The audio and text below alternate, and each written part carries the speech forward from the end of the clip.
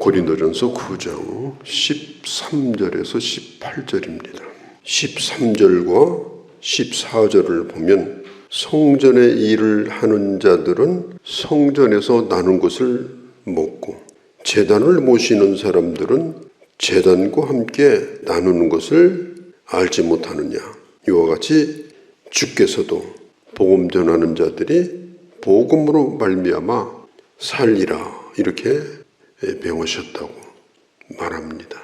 복음으로 말미암아 살리라 이 말은 복음을 전하는 사람들은 복음을 통해서 먹고 살아야 된다. 생계를 유지해야 된다.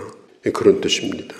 복음 전하는 자는 복음을 전하는 그 일로 그 삶에 필요한 것들을 공급받고 그리고 복음을 계속해서 전할 수 있도록 해야 된다. 예수님께서 마태복음에 보면 10장 10절에 제자들을 전도 내보내시면서 하신 말씀입니다.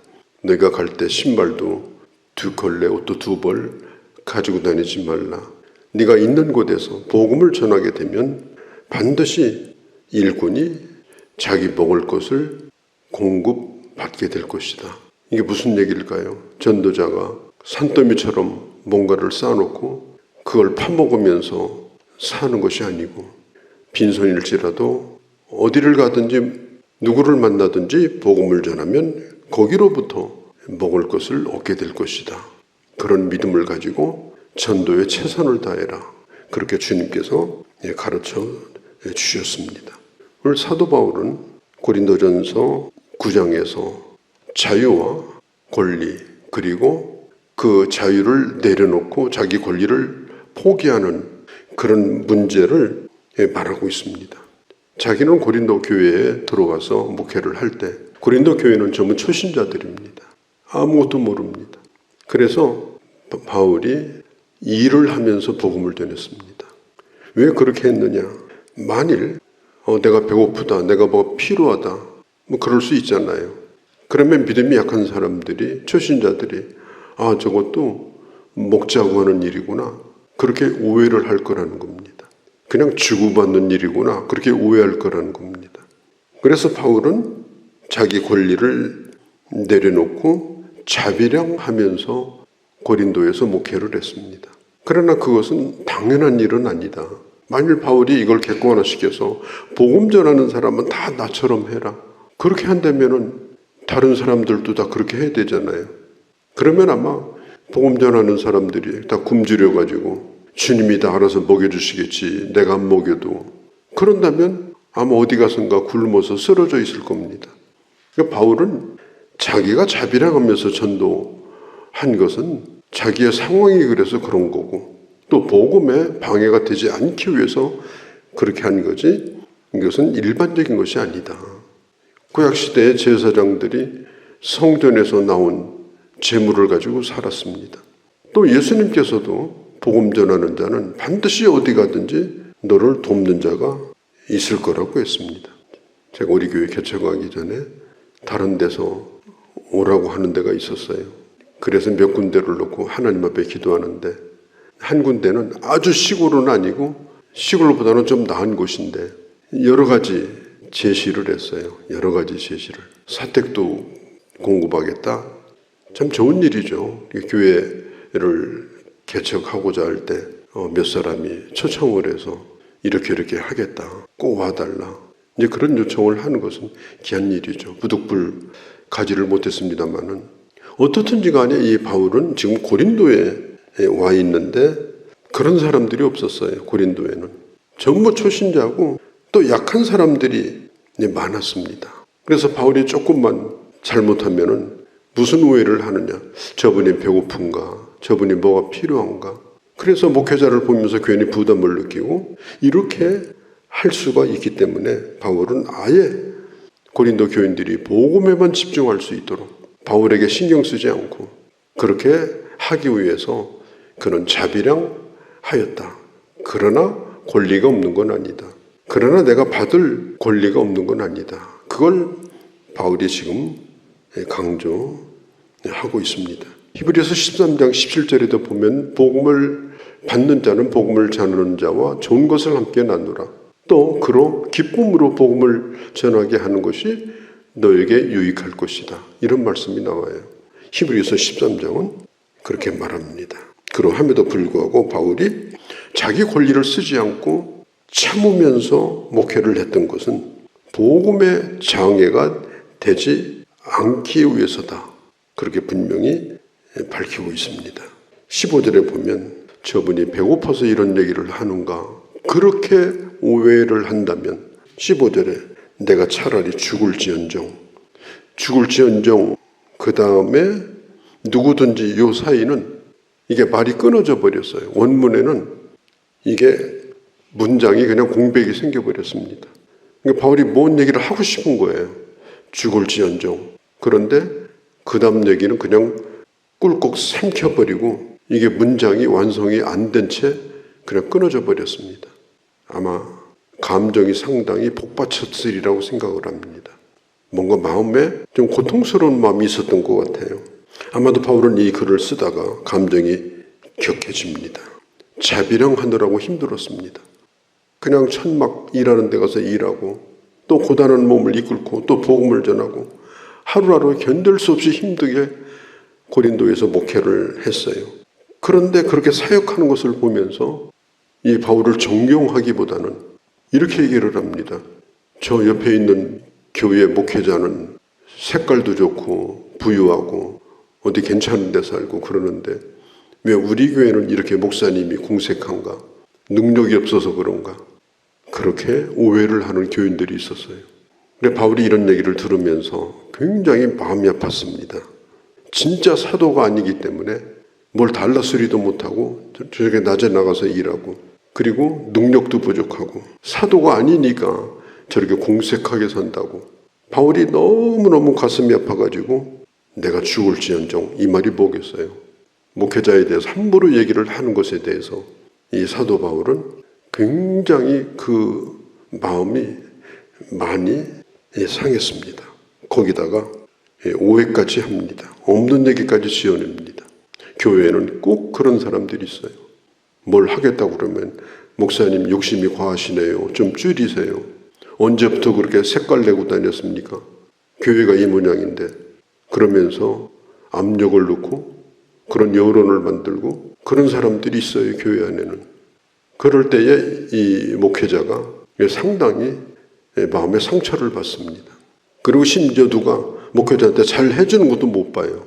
저분한테 저렇게 잘해주면 안 되는데 배가 좀 고파야 되는데 아직도 저 차 끌고 다닐 때가 많이 남았는데 그러면서 허튼 소리를 하고 이런 경우가 많이 있습니다.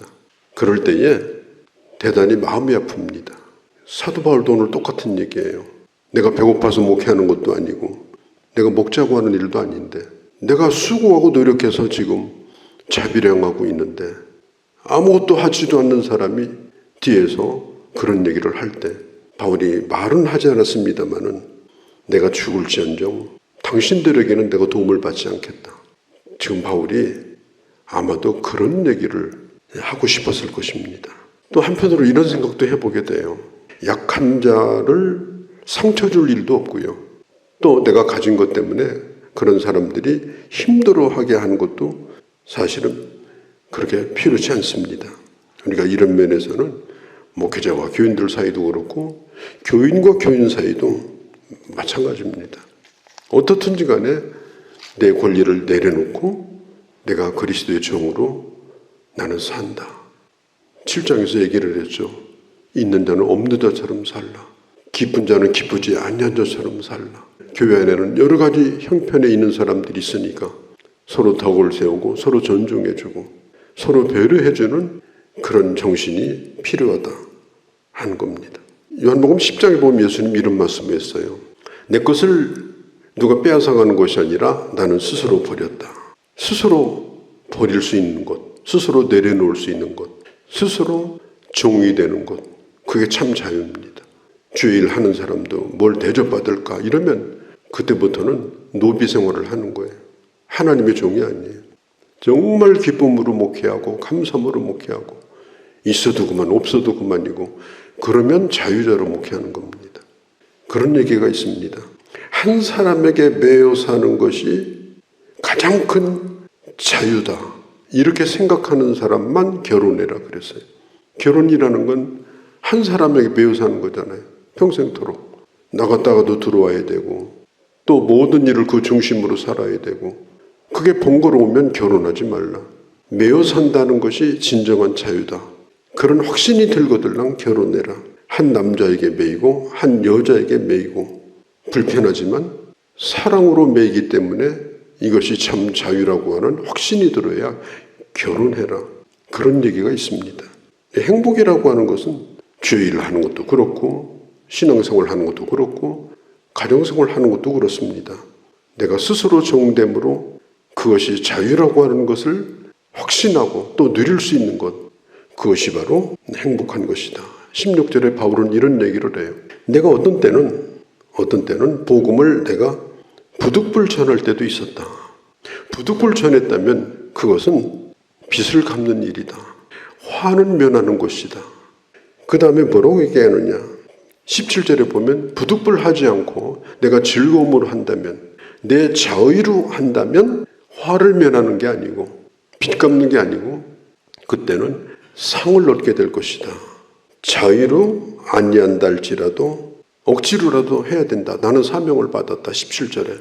그렇지만 기왕이 일한다면 뭘 바라고 하지 말고 대가를 요구하지 말고 스스로 종되어서 스스로 권리를 내려놓고 그렇게 복음을 전하고 그렇게 주의 일을 하고 그렇게 봉사하고 그렇게 섬기는 자가 하나님의 상급을 받는 자다.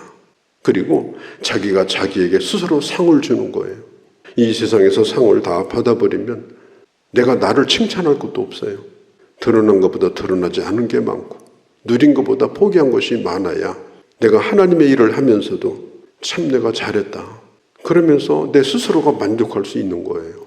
누릴 거 다 누리고 받을 거 다 받고 뭐 온갖 칭찬 다 누리고 그러면 주님이 칭찬할 것도 없어요. 더군다나 하나님 앞에 가서 받을 건 더 없어요. 그러니까 우리가 주의 일을 할 때 복음을 전할 때 복음 때문에 다른 것이 아니에요. 복음 때문에 하나님의 사랑 때문에 하나님의 은혜 때문에 내가 이 일을 한다. 그리고 그렇게 일하는 사람을 서로 알아주고 서로 존중해주고 그렇게 하는 것이 아름다운 모습이다 하는 겁니다. 사실은 집에서 일하는 종이 하루 종일 나가서 일을 하잖아요. 일을 하고 와서 집에 와서 또 저녁 준비하죠. 얼마나 고생이에요. 그럼 매일마다 주인이 칭찬합니까? 종을? 칭찬 안 해요. 그러니까 종이 당연히 내가 할 일 했다 이래야 되는 거지. 오늘은 왜 주인이 칭찬 안 하는가? 이러면 종살이 못하는 거예요. 우리가 하나님의 일이라고 하는 것은 하나님의 종으로 사는 거 아닙니까? 우리가 주를 위해서 열심히 살고 수고하고 어떤 때는 힘이 붙이고 어떤 때는 벌벌벌 힘이 붙일 때가 있어요. 그래도 왜 나를 알아주지 않냐? 이러면 안 돼요. 왜? 종이니까. 맡은 자에 구할 것은 충성밖에 없으니까. 그리고 기대하는 게 있습니다. 18절에 하나님의 상급입니다.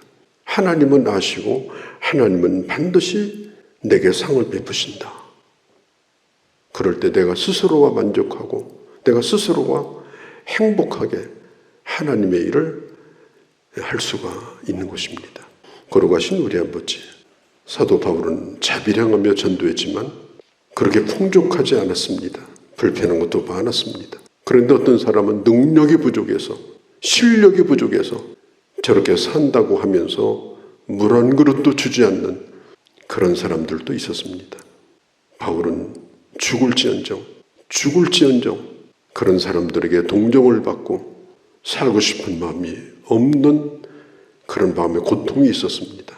우리가 함께 주의 일을 하고 함께 하나님을 향해 가는 길에 있어서 서로 기쁨으로 일할 수 있도록 그리고 스스로 만족하며 일할 수 있도록 그래서 주님 앞에 섰을 때 기쁨으로 받을 것이 많은 그런 아름다운 하나님의 사람들로 함께 걸어가는 저희 모두가 되게 하여 주옵소서.